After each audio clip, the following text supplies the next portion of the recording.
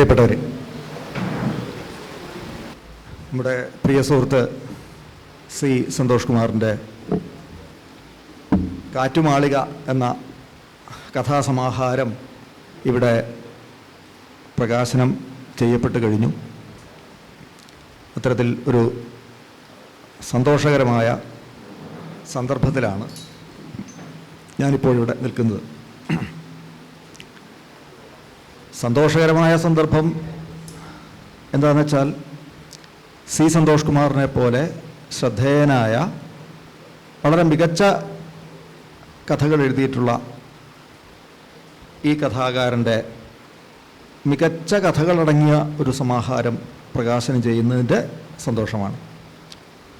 കൂടാതെ ഒരു ഉത്കണ്ഠയും പരിഭ്രമവും ഒക്കെ എനിക്കുണ്ട്.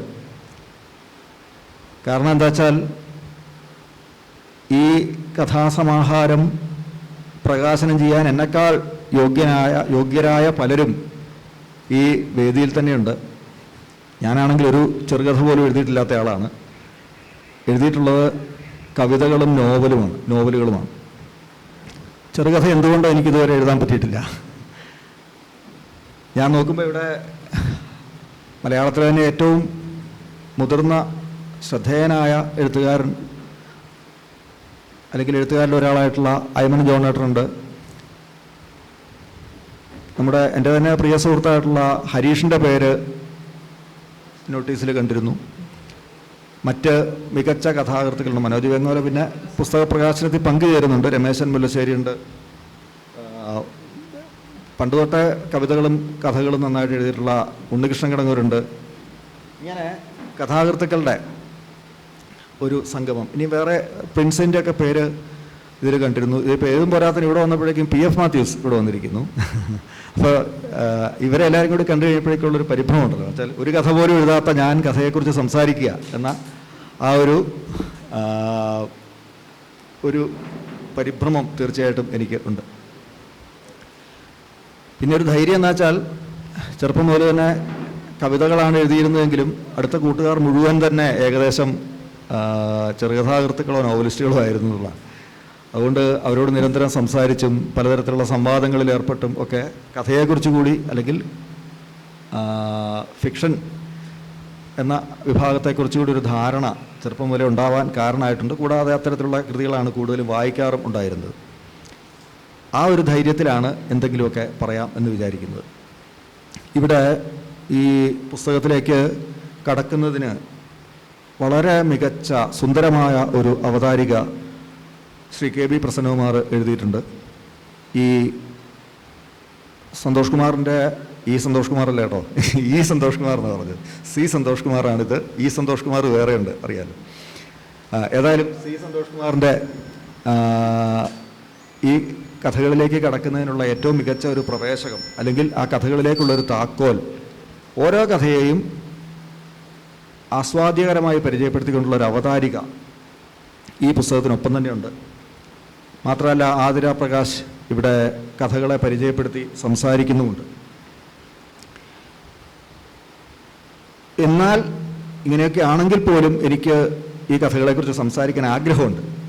കാരണം എന്താ വെച്ചാൽ, വായിച്ചപ്പോൾ എന്നെ അത്രയേറെ ആകർഷിച്ച, എന്നോട് ചേർന്ന് നിൽക്കുന്ന അല്ലെങ്കിൽ നമ്മുടെ മനോവിചാരങ്ങളുമായും ആലോചനകളുമായും ഒക്കെ പലതരത്തിൽ ചേർന്ന് നിൽക്കുന്ന കഥകളാണ് സന്തോഷ് കുമാറിൻ്റേത് എന്നുള്ളതുകൊണ്ട് തന്നെ ഈ പുസ്തകത്തെക്കുറിച്ച് സംസാരിക്കുക എന്നുള്ളത് എൻ്റെ ഒരു ഉത്തരവാദിത്വം ആയിട്ട് എനിക്ക് തോന്നുകയാണ്. പക്ഷേ ഞാൻ നേരത്തെ പറഞ്ഞ പോലെ പ്രസന്നേട്ടൻ്റെ അവതാരികയുണ്ട്, ആതിരയുടെ പരിചയപ്പെടുത്തലുണ്ട്. ഇതിൻ്റെ രണ്ടിൻ്റെയും ഇടയ്ക്ക് നിന്നുകൊണ്ട് അത്തരത്തിലുള്ള സംഗതികളെക്കുറിച്ച് സംസാരിക്കുക എന്നുള്ളതിനേക്കാൾ ഈ കഥകളുടെ ഒരു വിനിമയ രീതി എങ്ങനെയാണ്, അല്ലെങ്കിൽ ഈ കഥകളുടെ ഒരു ലാവണ്യശാസ്ത്രം എന്താണ് എന്നുള്ളത് അന്വേഷിക്കുക എന്ന ഒരു ദൗത്യമാണ് ഞാൻ സ്വയം ഏറ്റെടുക്കുന്നത്. ലാവണ്യശാസ്ത്രം എന്ന് ഞാൻ ഊന്നി പറയാൻ കാരണം എന്ന് വെച്ചാൽ, മലയാളത്തിൽ ഏറ്റവും കുറവ് ചർച്ച ചെയ്യപ്പെട്ടിട്ടുള്ള ഒരു മേഖലയാണ്. അതിൻ്റെ കാരണം അത് തത്വചിന്തയുടെ ഒരു ശാഖയാണ്. തത്വചിന്തയുടെ ഒരു ശാഖയായി ഉദയം കൊണ്ട് സൗന്ദര്യത്തെക്കുറിച്ച്, സബ്ലൈം എന്ന അവസ്ഥയെക്കുറിച്ചൊക്കെയുള്ള വിചാരങ്ങളിലൂടെ, അഭിരുചിയെക്കുറിച്ചും മറ്റുമൊക്കെ വിചാരങ്ങളിലൂടെ, അതിനെക്കുറിച്ചുള്ള സൈദ്ധാന്തികമായ സങ്കല്പനങ്ങൾ വികസിപ്പിച്ചെടുക്കുന്നതിലൂടെ വളരെ പ്രധാനപ്പെട്ട ഒരു ചിന്താധാരയാണ്. ആ ചിന്താധാരയായി ഇന്നും പ്രവർത്തിച്ചുകൊണ്ടിരിക്കുന്ന ഒന്നാണ് ലാവണ്യശാസ്ത്രം അല്ലെങ്കിൽ ഈസ്തറ്റിക്സ് എന്ന് പറയുന്ന സംഗതി. അതിന് കാലാകാലങ്ങളിൽ അതിൻ്റെ പരിഗണനാ വിഷയങ്ങളിൽ വലിയ വ്യത്യാസം ഉണ്ടായിട്ടുണ്ട്. അപ്പോൾ ഏകദേശം സമീപകാലത്ത് നിലവിൽ വന്ന സൗന്ദര്യശാസ്ത്ര അല്ലെങ്കിൽ ലാവണ്യശാസ്ത്ര സിദ്ധാന്തങ്ങൾ ഉപയോഗിച്ച് വെച്ചാൽ അത് യാന്ത്രികമായിട്ട് ഉപയോഗിക്കുകയല്ല ചെയ്യുന്നത്. തീർച്ചയായിട്ടും സന്തോഷിൻ്റെ കഥകൾ വായിച്ചു വരുന്ന സമയത്ത് എനിക്ക് വളരെ സ്വാഭാവികമായിട്ട് ഇവ തമ്മിലുള്ളൊരു ബന്ധം ഇങ്ങനെ തെളിഞ്ഞു വരികയായിരുന്നു. അതുകൊണ്ട് വളരെ സ്വാഭാവികമാണ് ഈ ഇത്തരത്തിലുള്ള സിദ്ധാന്തങ്ങളെ ആശ്രയിക്കുന്നത് എന്നുകൂടി ഒന്ന് സൂചിപ്പിക്കുകയാണ്. കാരണം എന്ന് വെച്ചാൽ സിദ്ധാന്തങ്ങളെ ആശ്രയിക്കുന്നതിലും ചില വലിയ പരിമിതികൾ മലയാളത്തിലുണ്ട് എന്ന് തോന്നാറുണ്ട്. കാരണം സൈദ്ധാന്തിക സങ്കല്പനങ്ങളെക്കുറിച്ച് വ്യക്തമായ ധാരണയില്ലാതെ അതിൻ്റെ ജ്ഞാനശാസ്ത്രത്തെക്കുറിച്ച്, അതിൻ്റെ യുക്തിചിന്തയെക്കുറിച്ച്, അതിൻ്റെ അനുഭവ പരിസരത്തെക്കുറിച്ച് ഒന്നും വലിയ ധാരണയില്ലാതെ വളരെ ഇൻറ്റ്യൂറ്റീവായി തനിക്ക് തോന്നുന്നത് പറയുക എന്നുള്ള രീതിയിലാണ് പലപ്പോഴും ഇത് ആ ഒരു വിഷയം മലയാളത്തിൽ ചർച്ച ചെയ്യപ്പെട്ടിട്ടുള്ളത് എന്നൊരു പരിഭവം തീർച്ചയായിട്ടും ഉണ്ട്. അപ്പോൾ ഞാൻ ശ്രമിക്കുന്നത് ഈ കഥകളിലൊരു ലാവണ്യശാസ്ത്രം എന്ത് അല്ലെങ്കിൽ ഈസ്തറ്റിക്സ് എന്ത് എന്ന് പരിശോധിക്കാൻ തന്നെയാണ്. അതിൻ്റെ കാരണം ഞാൻ നേരത്തെ പറഞ്ഞതാണ്. ഇതിലെ കഥകളെക്കുറിച്ച് ഞാൻ ആമുഖമായിട്ടൊന്നും പറയേണ്ട ആവശ്യമില്ല. മാത്രമല്ല കഥയുടെ പരിചയപ്പെടുത്തൽ നിർവഹിക്കേണ്ട ആവശ്യവുമില്ല. അതുകൊണ്ടാണ് നമുക്ക് ഏത് കഥയിലും കഥ എന്ന് പറഞ്ഞ രൂപത്തിനെ തന്നെ ആദ്യം പരിഗണിക്കുകയാണെങ്കിൽ ഏത് കഥയ്ക്കും അടിസ്ഥാനപരമായിട്ട് 2 ഘടകങ്ങളുണ്ടാവും. ഒന്ന് അതിൻ്റെ പ്രമേയമാണ്, മറ്റത് അതിൻ്റെ ആഖ്യാനമാണ്. ഈ രണ്ടും വിനിമയം ചെയ്യപ്പെടുന്നത് ഭാഷ എന്ന മാധ്യമത്തിലൂടെയാണ്. ഞാൻ ഇത്രയും പറഞ്ഞതൊക്കെ ഏത് കമ്മ്യൂണിക്കേഷൻ സിസ്റ്റത്തിനും, ഏത് സംവേദന വ്യവസ്ഥയ്ക്കും, ഏത് വിനിമയ വ്യവസ്ഥയ്ക്കും ബാധകമാണ്. എന്നാൽ അതിൽ നിന്ന് കഥ പോലെയുള്ള വ്യവഹാരങ്ങളെ വ്യത്യസ്തമാക്കുന്ന ഒരു ഘടകം കൂടിയുണ്ട്. അതെന്താണെന്ന് വെച്ചാൽ അവിടെ കമ്മ്യൂണിക്കേഷൻ സിസ്റ്റത്തെക്കുറിച്ചൊന്ന് സൂചിപ്പിക്കുകയാണെങ്കിൽ ഇപ്പോൾ സന്ദേശകർത്താവ് അല്ലെങ്കിൽ സെൻഡർ എന്ന് പറയുന്ന ആളുണ്ട്, സ്വീകർത്താവുണ്ട്, റിസീവർ എന്നുള്ള ആ വശത്തായിട്ട് സ്വീകർത്താവുണ്ട്. രണ്ടുപേരും 2 വശത്തായിട്ട് നിൽക്കുന്നു. ഇടയ്ക്കൊരു സന്ദേശമുണ്ട്, കൈമാറ്റം ചെയ്യുന്ന ഒരു സന്ദേശമുണ്ട്. ആ സന്ദേശം തീർച്ചയായിട്ടും ഒരു മാധ്യമത്തിലൂടെയാണ്, ഒരു മീഡിയത്തിലൂടെയാണ് അവിടെ കമ്മ്യൂണിക്കേറ്റ് ചെയ്യുന്നത്. ആ സന്ദേശം നമ്മൾ എൻകോഡ് ചെയ്യുകയാണ്, അല്ലെങ്കിൽ സന്ദേശകർത്താവ് അത് എൻകോഡ് ചെയ്യുന്നു, സ്വീകർത്താവ് അത് ഡീകോഡ് ചെയ്യുന്നു. ഇതിനൊക്കെ ഒരു കോണ്ടെക്സ്റ്റിൻ്റെ അല്ലെങ്കിൽ ഒരു സന്ദർഭത്തിൻ്റെ ഒരു സാന്നിധ്യവും ഉണ്ട്. ഇത്രയും കാര്യങ്ങൾ ഒരു കമ്മ്യൂണിക്കേഷൻ സിസ്റ്റത്തിൻ്റെ അടിസ്ഥാനമായിട്ട് പ്രവർത്തിക്കുന്നവയാണ് നമുക്ക് എല്ലാവർക്കും അറിയാം. എന്നാൽ കഥകളുടെ സംവേദനം അല്ലെങ്കിൽ കഥ പോലെയുള്ള സർഗാത്മക വ്യവഹാരങ്ങളുടെ സംവേദനം അതിനൊരു സവിശേഷതയുണ്ട്, ഒരു വളരെ വലിയൊരു സവിശേഷതയുണ്ട്. അവിടെ അതിൻ്റെ ഈ മാധ്യമവും അതിൻ്റെ ഉള്ളടക്കവും അല്ലെങ്കിൽ ഞാൻ നേരത്തെ പറഞ്ഞ ഭാഷ അതിൻ്റെ മാധ്യമം ആണെങ്കിൽ, അതേപോലെ തന്നെ അതിൻ്റെ ആ പറച്ചിൽ രീതി അതിൻ്റെ കോഡ് ആണെങ്കിൽ, അതിൻ്റെ ഉള്ളടക്കം അതിൻ്റെ മെസ്സേജ് ആണെങ്കിൽ, ഇതെല്ലാം ഒന്ന് തന്നെയാണ് കഥയെ സംബന്ധിച്ച്. കാരണം വെച്ചാൽ കഥ പോലെയുള്ള വ്യവഹാരങ്ങളിൽ നമുക്ക് ഉള്ളടക്കത്തെ അല്ലെങ്കിൽ അതിൻ്റെ പ്രമേയത്തെ നമുക്ക് അതിൻ്റെ രൂപത്തിൽ നിന്ന് വേർപെടുത്താൻ പറ്റില്ല. അതായത് എന്തു പറയുന്നു എന്നുള്ളതും എങ്ങനെ പറയുന്നു എന്നുള്ളതും രണ്ടും പരസ്പരം ബന്ധിതമാണ് എന്നല്ല പറയേണ്ടത്, പകരം രണ്ടും ഒന്ന് തന്നെയാണ്. ഒരു പ്രത്യേക രീതിയിൽ അത് പറയാൻ പറ്റുള്ളൂ. അത് അങ്ങനെ തന്നെ പറഞ്ഞാലേ കഥയാവുകയുമുള്ളൂ. അല്ലെങ്കിൽ ഒരാശയം പറഞ്ഞിട്ട് അതിനെ വേറൊരു തരത്തിലേക്ക് മാറ്റുക എന്നുള്ളത് ഒരു കഥയിൽ സാധ്യമായ കാര്യമല്ല. നമുക്ക് ലേഖനത്തിലാണെങ്കിൽ അത് മാറ്റാം, പക്ഷേ ആ പറഞ്ഞ രീതി വളരെ പ്രധാനമാണ്. ആ പറഞ്ഞ രീതി തന്നെയാണ് ഒരു തരത്തിൽ പറഞ്ഞാൽ പറച്ചിലും അതിൻ്റെ ഉള്ളടക്കവും അത് തന്നെയാണ് എന്ന് പറയുന്ന ഒരു വലിയ സവിശേഷത സർഗാത്മകമായിട്ടുള്ള ഏത് വ്യവഹാരത്തിനുമുണ്ട്. കാരണം വെച്ചാൽ ഇപ്പോൾ ഒരു സംഗീതജ്ഞനെ സംബന്ധിച്ച് അയാൾ ചിന്തിക്കുന്നത് സംഗീതത്തിലൂടെയാണെന്നും, ഒരു സംഗീതജ്ഞൻ ചിന്തിക്കുകയാണെങ്കിൽ അത് സംഗീതത്തിലൂടെയാണ്. അയാളുടെ ചിന്ത പ്രവർത്തിക്കുന്നത് തന്നെ സംഗീതത്തിൻ്റെ രൂപത്തിലാണ്, അല്ലെങ്കിൽ ആ രൂപത്തിലാണ്, അല്ലെങ്കിൽ ഭാഷയിലൂടെ അല്ല അയാൾ ചിന്തിക്കുക, സംഗീതത്തിൻ്റെ ഒരു യുക്തി ഉപയോഗിച്ചുകൊണ്ടാണ്. ഇപ്പം ഈ രീതിയിലുള്ളൊരു ഒരു സവിശേഷത സർഗാത്മകമായിട്ടുള്ള എല്ലാ വ്യവഹാരങ്ങൾക്കുമുണ്ട്. അവിടെ ഈ സർഗാത്മകത എന്ന് പറയുന്ന ആ ഒരു ശേഷിക്ക് അടിസ്ഥാനം, അല്ലെങ്കിൽ അങ്ങനെ ഓമനപ്പേരിട്ട് നമ്മൾ വിളിക്കുന്ന എല്ലാ വ്യവഹാരങ്ങളുടെയും ഒരു അടിസ്ഥാന സ്വഭാവം ഞാൻ ഈ പറഞ്ഞതാണ്, അല്ലെങ്കിൽ ഒരു പ്രധാനപ്പെട്ട ഘടകം ഞാൻ ഈ പറഞ്ഞതാണ് എന്ന് തോന്നുന്നു. സന്തോഷ് കുമാറിൻ്റെ കഥകളെ സർഗാത്മകമാക്കുന്ന പ്രധാനപ്പെട്ട ചില ഘടകങ്ങളുണ്ട്. ഒന്ന് അതിൻ്റെ ഭാഷയുടെ കാവ്യാത്മകത തന്നെയാണ്. വളരെ പോയറ്റിക്കായിട്ടുള്ളൊരു ഭാഷയിലാണ് എഴുതുന്നത്. എനിക്ക് തോന്നുന്നു കോട്ടയം കവിയരങ്ങ് പോലെ ഒരു കാവ്യാസ്വാദക കവിതാ അവതരണ സംഘം ഇതിൻ്റെ സംഘാടകരാകുന്നതിൽ വലിയ സന്തോഷമുണ്ട്. കാരണം വെച്ചാൽ കഥ ഒരു വഴിക്ക് നമ്മൾ ഈ ആൻഡമാൻ നിക്കോബാർ ദ്വീപുകളൊക്കെ ഓർമ്മ വരും, അല്ലെങ്കിൽ ലക്ഷദ്വീപുകളൊക്കെ ഓർമ്മ വരും. കാരണം വെച്ചാൽ കഥകളുടെ ഒരു ദ്വീപ്. ഞാൻ ഈ പല കലാമേഖലകളുമായിട്ട് ബന്ധപ്പെടുന്നതുകൊണ്ട് പറയുകയാണ്. കവികൾ അവരുടേതായിട്ടൊരു ലോകം, കഥാകൃത്തുക്കൾ അവരുടേതായിട്ടുള്ള വേറൊരു ലോകം, ചിത്രകാരന്മാരും ശില്പികൾ അതൊന്നുമായിട്ട് യാതൊരു ബന്ധമില്ലാതെ വേറൊരു ലോകം, ക്ലാസിക്കൽ കലാകാരന്മാരുടെ വേറൊരു ലോകം. ഇങ്ങനെ പല ലോകങ്ങളായിട്ട് ഒരു തരത്തിൽ പറഞ്ഞാൽ എല്ലാവരുടെയും പൊതുവായിട്ടുള്ളൊരു വിഷയമാണ് ഇത്തരത്തിലുള്ള സംഗതികൾ. പല കലകളുടെ വിനിമയം, പല കലകൾക്കും പൊതുവായിട്ടുള്ള ചില ഘടകങ്ങൾ, ഇങ്ങനെയൊക്കെയുള്ള പല സംഗതികളുണ്ട്. പക്ഷേ നമ്മൾ അത്തരത്തിലുള്ള കാര്യങ്ങളെക്കുറിച്ച് അധികം ആലോചിക്കുന്നതിന് പകരം എപ്പോഴും ഇങ്ങനെ വേർതിരിഞ്ഞ് അതാത് ലോകത്ത് മാത്രം ജീവിച്ചിരിക്കുന്ന ഒരു അവസ്ഥ മലയാളത്തിലുണ്ട്. അതുകൊണ്ട് ഈ ഒരു കവികളുടെ ഒരു സംഘം അല്ലെങ്കിൽ കവിതയ്ക്ക് മുൻതൂക്കം കൊടുക്കുന്ന ഒരു പ്രസ്ഥാനം ഈ കഥകളുടെ പ്രകാശനം നടത്തുന്നതിൽ അതിൻ്റെ സംഘാടനം ഏറ്റെടുത്തതിലുള്ള വലിയ സന്തോഷം കൂടി ഞാൻ പറയുകയാണ്. കാരണം വെച്ചാൽ സന്തോഷിൻ്റെ കഥകളുടെ ഒരു പ്രധാനപ്പെട്ട സവിശേഷത അതിൻ്റെ വളരെ പോയറ്റിക്കായിട്ടുള്ള, വളരെ കാവ്യാത്മകമായിട്ടുള്ള അതിൻ്റെ ഭാഷയാണ്. പല കഥകളുടെയും തലക്കെട്ട് തന്നെ മെറ്റഫോറിക്കാണ്, രൂപകാത്മകമായിട്ടുള്ള തലക്കെട്ടുകളാണ്. കാന്താരിക്കടവ്, അതുപോലെ ആകാശക്കപ്പൽ, കാറ്റുമാളിക തുടങ്ങിയാണ് കവിതകളുടെ അല്ലെങ്കിൽ എന്നിങ്ങനെ കവിതകളുടെ തലക്കെട്ടുകളെ ഓർമ്മിപ്പിക്കുന്ന തരത്തിലാണ് സന്തോഷിൻ്റെ കഥകളുടെ തലക്കെട്ടുകൾ. അതുപോലെ ഭാഷയുടെ ഒരു സവിശേഷത പറഞ്ഞാൽ ഒരു തമാശയായിട്ട് പറഞ്ഞാൽ, ഒരു കൗതുകത്തിൻ്റെ രീതി പറഞ്ഞു കഴിഞ്ഞാൽ, വെയിൽ, മഴ, കാറ്റ് തുടങ്ങിയിട്ടുള്ള അനുഭവങ്ങൾ, അത്തരത്തിലുള്ള പ്രകൃതി പ്രതിഭാസങ്ങൾ എന്നാൽ പിന്നെ സന്തോഷിനെ പിടിച്ചാൽ കിട്ടില്ല. കാരണം പോയറ്റിക് ലാംഗ്വേജിലേക്ക് അങ്ങ് കഥയാണെന്നുള്ളത് പോലും വിസ്മരിച്ച് പലപ്പോഴും കാവ്യഭാഷയിലേക്ക്, ആ കാവ്യഭാഷയുടെ ഒരു കുത്തൊഴുക്കാണ് പിന്നീട് പലപ്പോഴും നമുക്ക് കാണാൻ പറ്റുക. ഒരു വലിയ മഴ പെയ്യുന്നത് പോലെ അല്ലെങ്കിൽ അത്തരത്തിൽ ചുട്ടുപഴുത്ത വെയിൽ അടിക്കുന്നത് പോലെ ഒരു അനുഭവം അവിടെ സൃഷ്ടിക്കാനായിട്ട് സന്തോഷം എപ്പോഴും ശ്രമിക്കാറുണ്ട്.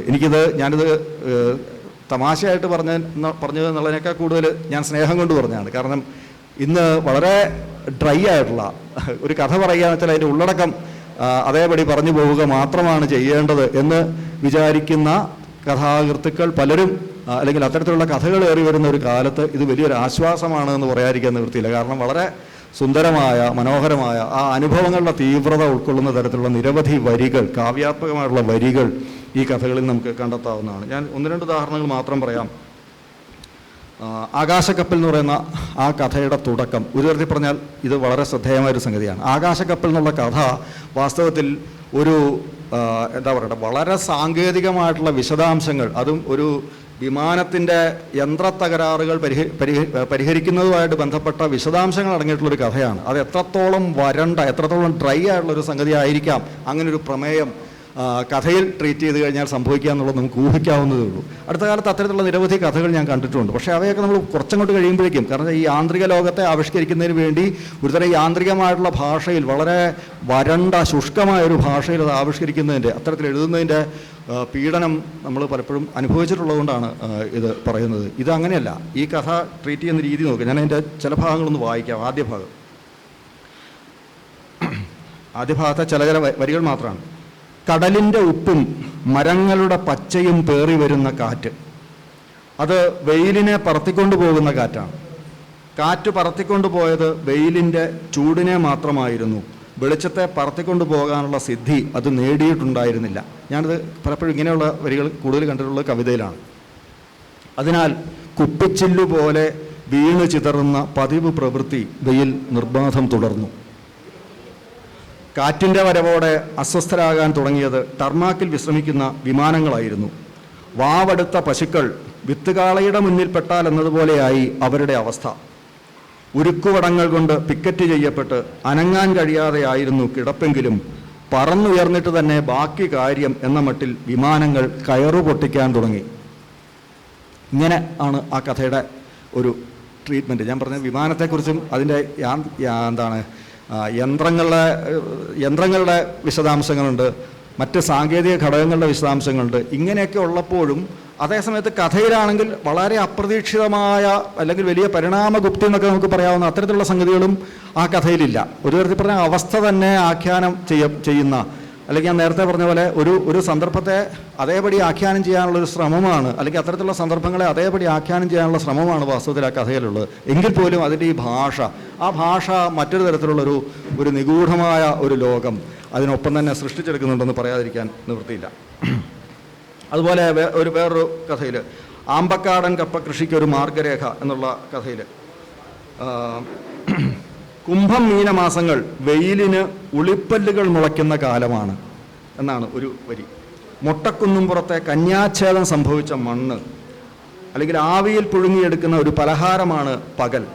ഇങ്ങനെ ഇത്തരത്തിലുള്ള നിരീക്ഷണങ്ങൾ, വളരെ കാവ്യാത്മകമായിട്ടുള്ള വരികളും അത്തരത്തിലുള്ള നിരീക്ഷണങ്ങളും അടങ്ങിയിട്ടുള്ള കഥകളാണ് സന്തോഷിൻ്റേത്. അതിൻ്റെ ചില സൂചനകൾ മാത്രമാണ് ഞാനിവിടെ പറഞ്ഞത്.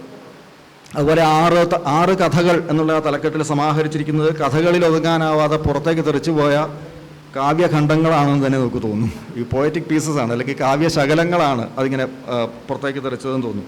അല്ലെങ്കിൽ അത് വളരെ കാവ്യാത്മകമാണ്. ആ രീതിയിൽ കഥ എന്ന് പറയുന്നതിനേക്കാൾ കവിത എന്ന് പറയാവുന്ന, അല്ലെങ്കിൽ കവിതയോട് കൂടുതൽ അടുത്ത് നിൽക്കുന്ന ഈ പോസ്റ്റ് മോഡേൺ പോയട്രിയുടെ ഒരു സ്വഭാവത്തിലുള്ള 6 ഖണ്ഡങ്ങളാണ് അത്. ഒരു കഥയുടെ ആദ്യത്തെ വാചകം മാത്രം വായിക്കാം. കണ്ണും പൂവും എന്ന് പറയുന്ന കഥയുടെ.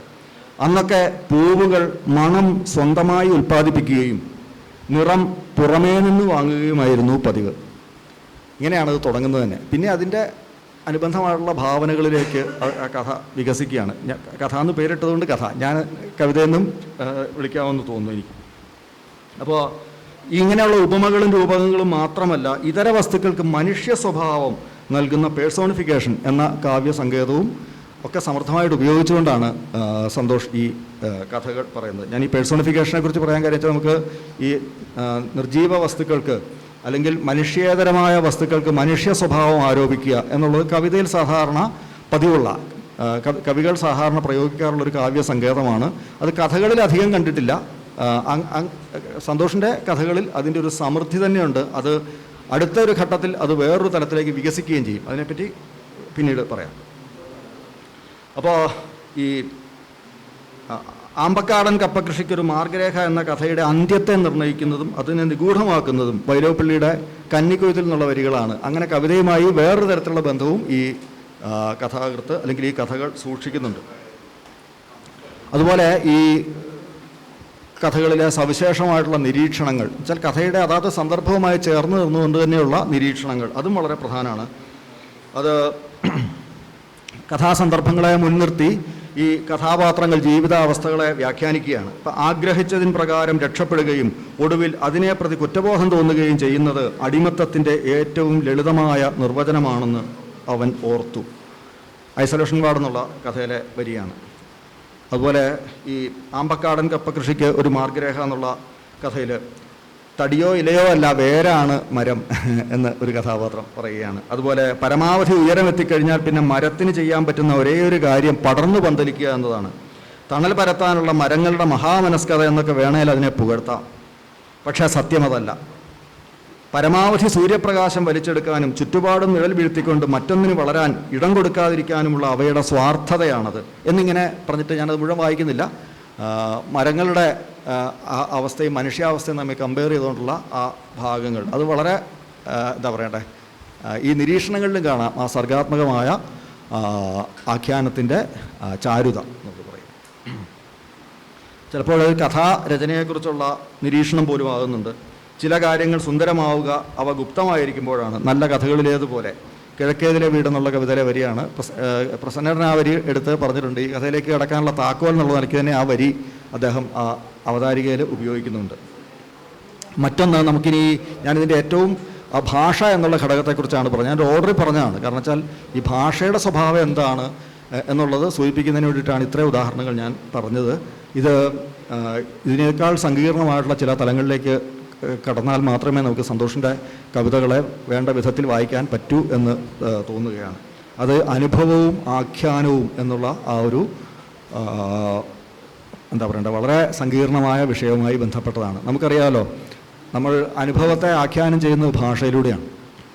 നമുക്കറിയാം ഭാഷ എന്താണ് ചെയ്യുന്നത്. ഈ അനുഭവം, ചിന്ത, ഭാഷ ഇവയെ തമ്മിൽ ബന്ധിപ്പിച്ചുകൊണ്ടുള്ള നിരവധി ആലോചനകൾ 20-ാം നൂറ്റാണ്ടിൽ തന്നെ നടന്നിട്ടുണ്ടെന്ന് നമുക്കറിയാം. ഇപ്പം മെർലി പോണ്ടിയെ പോലെ, അല്ലെങ്കിൽ അതിനു മുമ്പ് തന്നെ ഹുസേളിനെ പോലെ, ഹൈഡഗറിനെ പോലെ, ഇങ്ങനെയുള്ള നിരവധി ആളുകൾ, അല്ലെങ്കിൽ ഗോട്ട്ലെ ഫ്രീഗയെ പോലെ, എന്താണ് വിറ്റ്ഗൻസ്റ്റൈനെ പോലെ ഒക്കെയുള്ള സൈദ്ധാന്തികർ, അവരെ സൈദ്ധാന്തിക തത്വചിന്തകരാണ്. ഈ തത്വചിന്തകർ ഈ ഒരു വിഷയത്തെക്കുറിച്ച്, അല്ലെങ്കിൽ ഈ അനുഭവം, ചിന്ത, ഭാഷ തുടങ്ങിയിട്ടുള്ള ഘടകങ്ങളുടെ പരസ്പര ബന്ധത്തെക്കുറിച്ച് വളരെ കാര്യമായിട്ട് ആലോചിച്ചിട്ടുണ്ട്. തീർച്ചയായിട്ടും നമുക്കതിനകത്ത് കണക്കിലെടുക്കേണ്ട ഒരു പ്രധാനപ്പെട്ട സങ്കല്പനമുണ്ട്. നമ്മൾ ലോകത്തെക്കുറിച്ച് സംസാരിക്കുന്നത് അതിന് അതീതമായ ഒരു സങ്കേതം ഉപയോഗിച്ചുകൊണ്ടാണ്. ആ അതീതമായ സങ്കേതം ഭാഷയാണ്. ഭാഷ ലോകത്തിൻ്റെ ഭാഗമല്ല. ഏതെങ്കിലും ഒരു വസ്തുവിനെക്കുറിച്ച് പറയാൻ ആ വസ്തുവിൽ നിന്നും ഭിന്നമായി വേറൊരു മാധ്യമം ഉപയോഗിച്ചുകൊണ്ടാണ് നമ്മൾ അതിനെക്കുറിച്ച് സംസാരിക്കുന്നത്. അതിൻ്റെ ഏറ്റവും പ്രധാനപ്പെട്ട ഒരു പ്രശ്നം എന്താണ്? ഒരനുഭവത്തെക്കുറിച്ച് നമ്മൾ സംസാരിക്കാൻ തുടങ്ങിയാൽ അത് ഭാഷയിലൂടെ രൂപപ്പെടുന്നൊരു അനുഭവമായി മാറുകയുള്ളൂ. ആ അനുഭവത്തിൻ്റെ പ്രതിനിധാനം ഇതിനകത്ത് സംഭവിക്കില്ല.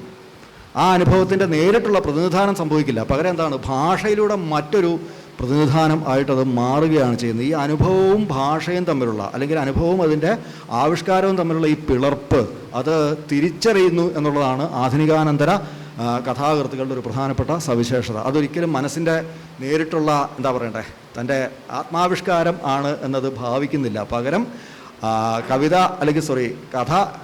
കഥയായാലും കവിതയായാലും അത്തരത്തിലുള്ള കാവ്യരൂപങ്ങൾ ഭാഷയിലൂടെ രൂപപ്പെടുന്ന, അല്ലെങ്കിൽ ഭാഷ തന്നെയാണ് അതിൻ്റെ കല എന്ന് മനസ്സിലാക്കുന്നതുകൊണ്ട് തന്നെയാണ്, ആ ഒരു പ്രശ്നത്തെയും കൂടി കണക്കിലെടുക്കുന്നതുകൊണ്ടാണ് നമുക്ക് പല കഥകളും മെറ്റാഫിക്ഷനായി അനുഭവപ്പെടുന്നത്. മെറ്റാഫിക്ഷൻ എന്ന് പറഞ്ഞാൽ നിങ്ങൾക്ക് എല്ലാവർക്കും പരിചയമുള്ളതുപോലെ കഥയെക്കുറിച്ചുള്ള കഥയാവാം. അത് സന്തോഷിൻ്റെ ഒരു കഥയുണ്ട് ഈ സമാഹാരത്തിൽ. മെറ്റാഫിക്ഷൻ്റെ സ്വഭാവം വ്യക്തമായിട്ടുള്ളൊരു കഥയുണ്ട്. അത് സിൽക്ക് സ്മിതയും ബാലങ്കേ നായരും എന്ന് പറയുന്ന ആ കഥയാണ്. അതിൽ ഞാൻ എന്ന് പറയുന്ന ആളൊരു വിധികർത്താവാണ്. കഥകൾക്ക് വിധി കൽപ്പിക്കാനായിട്ട്, അല്ലെങ്കിൽ വിധികർത്താവായിട്ട് വരുന്ന ആളാണ്. അയാൾ മത്സരത്തിൽ നിന്ന് 2 കഥകൾ തിരഞ്ഞെടുക്കുകയാണ്. അതിലേത് കഥയാണ് മികച്ചതെന്ന് തീരുമാനിക്കാനുള്ള അവകാശം നമുക്ക് വിട്ടുതരികയാണ്. നിങ്ങൾ തീരുമാനിക്കൂ, എനിക്കിത് രണ്ടും ഒരുപോലെ പ്രധാനമാണെന്നാണ് തോന്നിയത്, ബാക്കി ഇതിനകത്ത് ഏതാണ് മികച്ചതെന്നുള്ളത് നിങ്ങൾ തീരുമാനിക്കൂ എന്ന് പറഞ്ഞിട്ട് നമ്മുടെ മുന്നിലേക്ക് ഈ 2 കഥകളും വെച്ച് തരികയാണ്. അതൊരു മെറ്റാഫിക്ഷൻ്റെ രീതിയാണ്. ആ രീതി ഒരു പറഞ്ഞ ആധുനികാനന്തരമായ ആഖ്യാന സവിശേഷതയായിട്ട് എല്ലാവരും പറയാറുണ്ട്. മെറ്റാഫിക്ഷൻ്റെ രീതി ആധുനിക സക്കറിയയുടെയും മറ്റൊക്കെ കഥകളിൽ നമ്മൾ കണ്ട് പരിചിതമായ ഒരു സംഗതിയാണ് ഈ മെറ്റാഫിക്ഷൻ എന്നുള്ള ആ ഒരു സംഗതി. പക്ഷേ അതേപോലെ തന്നെ പാരഡിയുടെയും ഒക്കെ സ്വഭാവത്തിൽ ആ ചെറിയ 6 കഥകൾ എന്ന് പറഞ്ഞിട്ട് ഒരുമിച്ച് കൊടുത്തിരിക്കുന്ന 6 കഥകളിൽ പലതിലും പാരഡിയുടെ സ്വഭാവമുണ്ട്. മഴയെക്കുറിച്ചുള്ള കഥ, അതുപോലെ വാക്കുകൾ വിൽക്കുന്ന കടയിൽ വാങ്ങിക്കാനായിട്ട് കവികൾ അല്ലെങ്കിൽ എഴുത്തുകാർ ചെല്ലുന്ന ആ കഥ, അതിനൊക്കെ ഒരു പാരഡി സ്വഭാവമുണ്ട്. ഇതൊക്കെ നമുക്ക് സ്ഥിരമായിട്ട് പരിചയമുള്ള, നിരന്തരം പരിചിതമായ പാരഡി പോലെയുള്ള സങ്കേതങ്ങളാണ്. പക്ഷേ അറിയാലോ, അത്തരത്തിൽ സാമാന്യവൽക്കരിക്കുന്നത് കഥകളോട് ചെയ്യുന്ന ഏറ്റവും വലിയ ദ്രോഹമാണ്. ഇങ്ങനെ ഈ രീതിയിൽ സാമാന്യവൽക്കരിക്കുക എന്ന് വെച്ചാൽ ഒരു കഥ, ഞാൻ പറഞ്ഞില്ല, ഇപ്പോൾ അത് പാരഡിയാണെന്ന് പറഞ്ഞാൽ എല്ലാ പാരഡി പോലെ ഒരു പാരഡി അങ്ങനെയല്ല ഉദ്ദേശിക്കുന്നത്. പകരം വിശേഷത്തിൽ നിന്ന് സാമാന്യത്തിലേക്ക് ചെല്ലുക എന്നുള്ളതാണ് കഥാവായനയുടെ അല്ലെങ്കിൽ കലയുടെ ഒരു സംവേദന രീതി. സാമാന്യത്തിൽ നിന്ന് വിശേഷത്തിലേക്ക് വന്നിട്ടാണ് നമ്മൾ ബാക്കി എല്ലാ വസ്തുക്കളെയും മനസ്സിലാക്കുന്നത്. ഇപ്പോൾ ഉദാഹരണം പറഞ്ഞാൽ അത് ബിസ്ക്കറ്റാണ് എന്ന് പറഞ്ഞാൽ, ബിസ്ക്കറ്റ് എന്ന് പറയുന്നത് സാമാന്യ ഒരു സങ്കല്പനാണ്. ആ സങ്കല്പന ഉപയോഗിച്ചുകൊണ്ടാണ് ഞാൻ ആ ബിസ്ക്കറ്റിനെ ബിസ്ക്കറ്റ് എന്ന് പറയുന്നത്. കലയുടെ കമ്മ്യൂണിക്കേഷൻ നേരെ തിരിച്ചാണ്. വിശേഷപ്പെട്ട ഒരു സംഗതിയാണ് നമ്മൾ ആദ്യം കാണുന്നത്. അതിനെ നമ്മൾ സാമാന്യമായ ഒരു സങ്കല്പനമാക്കി മാറ്റിയെടുത്തുകൊണ്ട് അതിനെ മനസ്സിലാക്കുകയാണ് ചെയ്യുന്നത്. അപ്പോൾ ഇതിൻ്റെ നേരെ വിപരീതമായിട്ടാണ് അതിൻ്റെ മനസ്സിലാക്കൽ പ്രക്രിയ എന്ന് പറയാറുണ്ട്. ഞാനിവിടെ എനിക്ക് തോന്നിയത് പറയുകയല്ല, ഇത് ഇമ്മാനുവൽ കാന്റിൻ്റെ ഈ ലാവണ്യശാസ്ത്രവുമായിട്ട് ബന്ധപ്പെട്ടൊരു പ്രധാനപ്പെട്ട നിരീക്ഷണമാണ്. അദ്ദേഹം തന്നെ മുന്നോട്ട് വയ്ക്കുന്ന ഒരു നിരീക്ഷണമാണ് വിശേഷത്തിൽ നിന്ന് സാമാന്യത്തിലേക്കുള്ള ഈ ഒരു വികാസം എന്ന ഒരു സംഗതി. അപ്പോൾ ഇതിൽ ഞാൻ ഇതുവരെ പറഞ്ഞതുപോലെ ഈ ട്രാൻസെൻഡൻ്റലായിട്ടുള്ള സ്വഭാവം, അതായത് ഈ ലോകത്തെക്കുറിച്ച് സംസാരിക്കാൻ ഈ ലോകത്തിന് അതീതമായ മറ്റൊരു മാധ്യമം, ഭാഷ എന്നുള്ള മാധ്യമം, അത് ഉപയോഗിച്ചുകൊണ്ടാണ് ഈ കഥകൾ എഴുതപ്പെടുന്നത് എന്നുള്ളൊരു ധാരണയോടുകൂടി തന്നെയാണ് ആധുനികാനന്തര കഥാകൃത്തുക്കൾ ഈ മാധ്യമത്തെ കൈകാര്യം ചെയ്യുന്നത്. അതിനെ ഒരു സാധ്യതയാക്കി, അത്തരത്തിലുള്ളൊരു പരിമിതിയെ, ഭാഷയുടെ അത്തരത്തിലുള്ളൊരു പരിമിതിയെ സാധ്യതയാക്കി മാറ്റാനുള്ളൊരു ശ്രമമാണ് ഈ കഥാകൃത്തുക്കൾ നിർവഹിച്ചു പോരുന്നത്, അല്ലെങ്കിൽ ശ്രമമാണ് നടത്തിപ്പോരുന്നത്. കഥ യാഥാർത്ഥ്യമല്ല, പകരം ഒരു യാഥാർത്ഥ്യത്തിൽ നിന്നും മറ്റൊരു യാഥാർത്ഥ്യത്തെ നിർമ്മിക്കുന്നതിൻ്റെ കലയാണ് എന്ന് അവർക്കറിയാം. സന്തോഷ് കുമാറിൻ്റെ കഥകളെ സംബന്ധിച്ച് ഈ പറഞ്ഞതിന് സവിശേഷമായ പ്രാധാന്യമുണ്ട്. യാഥാർത്ഥ്യത്തെ തന്നെ ഭ്രമാത്മകമായ കൽപ്പനകളാക്കിക്കൊണ്ട് അവ ഒരു അപരലോകം തന്നെ നിർമ്മിക്കുകയാണ്. അത് ഈ കഥകളുടെ ഒരു പൊതു സ്വഭാവം എന്ന് വേണമെങ്കിൽ പറയാവുന്ന തരത്തിലുള്ള ഒരു സംഗതിയാണത്. അതായത് ഇപ്പോൾ നിർമ്മല വാരസ്യാർ, ഒരു യുദ്ധവിധവ എന്ന കഥയിലെ പവിത്രൻ വൈദ്യർ, അദ്ദേഹം വളരെ നാട്ടുപുറത്ത് ജീവിക്കുന്ന സാധാരണക്കാർ മനുഷ്യൻ, തൊട്ടു പിന്നാലെ നമ്മൾ കാണുന്ന ഇദ്ദേഹം ഒരു വിമാനങ്ങളുടെ ഒരു മോക്ക് ഡ്രിൽ നടത്തുന്നതും അങ്ങനെ വേറൊരു വളരെ വ്യത്യസ്തമായിട്ടുള്ള വേറൊരു സംഗതിയിലേക്ക് പെട്ടെന്ന് പരിവർത്തനം ചെയ്യുന്നതാണ്. അപ്പോൾ അതൊക്കെ അത്തരത്തിലുള്ള ഭ്രമാത്മകമായ ഇപ്പോൾ അത്തരത്തിലുള്ളൊരു ഭ്രമാത്മകമായ ലോകം, അത് മനസ്സിൽ നിന്ന് രൂപപ്പെടുന്നതാണോ അതോ കഥയുടെ ഭാഗമായിട്ട് സംഭവിക്കുന്നതാണോ എന്ന് നമുക്ക് വേർതിരിച്ചറിയാൻ പറ്റാത്ത തരത്തിലുള്ള ഭ്രമാത്മക ലോകങ്ങൾ നിർമ്മിക്കുക എന്നുള്ളത് സന്തോഷിൻ്റെ കഥയിലെ ഒരു പൊതുവായിട്ടുള്ള സവിശേഷതയാണ്. അതുപോലെ തന്നെ ഈ കഥയുടെ നമ്മുടെ കഥാസമാഹാരത്തിൻ്റെ തലക്കെട്ട് പേർന്ന കാറ്റുമാളിക എന്നുള്ള കഥ, അതിലെ ആഖ്യാതാവായിട്ടുള്ള ആൺകുട്ടിയും മുത്തശ്ശനും ചിറ്റയും അതുപോലെ നീലിയും കൊമ്പി എന്ന പശുവും ഉണ്ണിത്തമ്പുരാനും എല്ലാം ചേർന്ന് നിർമ്മിക്കുന്നൊരു അതുതന്നെ ഒരു ഭ്രമാത്മകമായ ലോകമാണ്. ഒരു വളരെ നിഗൂഢമായ ഒരു മാന്ത്രിക ലോകം എന്ന് പറയാം. ഭ്രമാത്മകം എന്ന് പറഞ്ഞൊക്കെ ഉള്ളു മാന്ത്രിക ലോകമാണ്. അത് നമുക്ക് വായിക്കുന്ന സമയത്ത് തന്നെ മാന്ത്രികമായൊരു നിഗൂഢമായൊരു അന്തരീക്ഷം നമ്മൾ ആ അന്തരീക്ഷത്തിൻ്റെ ഭാഗമായിട്ട് മാറുക എന്നൊരവസ്ഥ ആ കഥയിൽ തീർച്ചയായിട്ടും സംഭവിക്കുന്നുണ്ട്. അതിൽ ഈ സമാഹാരത്തിൽ വളരെ മികച്ച ഒരു കഥയാണ്. എല്ലാ കഥകളും തന്നെ എനിക്ക് വളരെ മികച്ചതായിട്ട് തന്നെയാണ് തോന്നിയത്. ഈ ഓരോന്നും വ്യത്യസ്തമാണ്, ഓരോന്നും പുതുമയുള്ളതാണ്. അതിൻ്റെ ആഖ്യാന രീതിക്കും പുതുമയുണ്ട്. അതാണ് സന്തോഷിൻ്റെ കഥകളെ ഇത്രയേറെ സവിശേഷമാക്കുന്നത് എന്ന് തോന്നുന്നു. അതുകൊണ്ട് തന്നെയാണ് ഈ രീതിയിൽ ഇത് സംസാരിക്കേണ്ട ഒരു ഉത്തരവാദിത്വം ഉണ്ടെന്ന് കൂടി ഞാൻ കരുതുന്നത്. അതുപോലെ ഐസൊലേഷൻ വാർഡ് എന്നുള്ള കഥയിലെ പവൻകുമാർ കാണുന്ന ജ്വരബാധിതമായ സ്വപ്നങ്ങൾ, അത് ഒരു നിരയായിട്ട് രണ്ട് മൂന്ന് സന്ദർഭങ്ങളിലായിട്ട് ഇതിൽ വരുന്നുണ്ട്.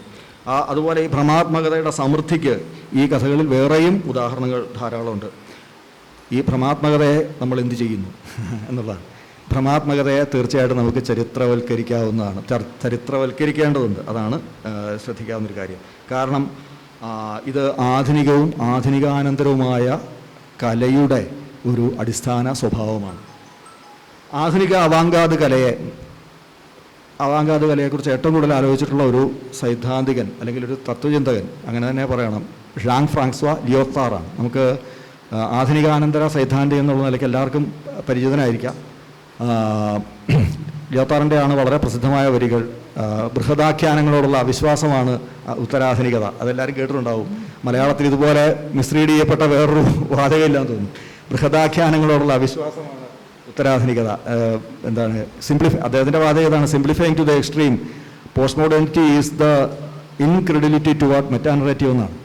ഈ ഇൻക്രെഡിലിറ്റി ടുവാർഡ് മെറ്റാനറേറ്റീവ് എന്ന് പറഞ്ഞാൽ നമ്മളുടെ വിചാരം വിലാസിനിയുടെ പോലെ, അല്ലെങ്കിൽ ഇവിടെ ആദ്യകാലത്ത് അങ്ങനെയൊക്കെയാണ് ആൾക്കാർ സംസാരിച്ചത്. അതുകൊണ്ടാണ് കേട്ടോ ഞാൻ ഈ ഇത്രത്തോളം പരിഹാസത്തോടെ അത് പറയുന്നത്. കാരണം വിലാസിനിയുടെ പോലുള്ള വലിയ നോവല്, അവകാശികൾ 4 വോളിയം എഴുതുന്നത് ബൃഹദാഖ്യാനമാണ്.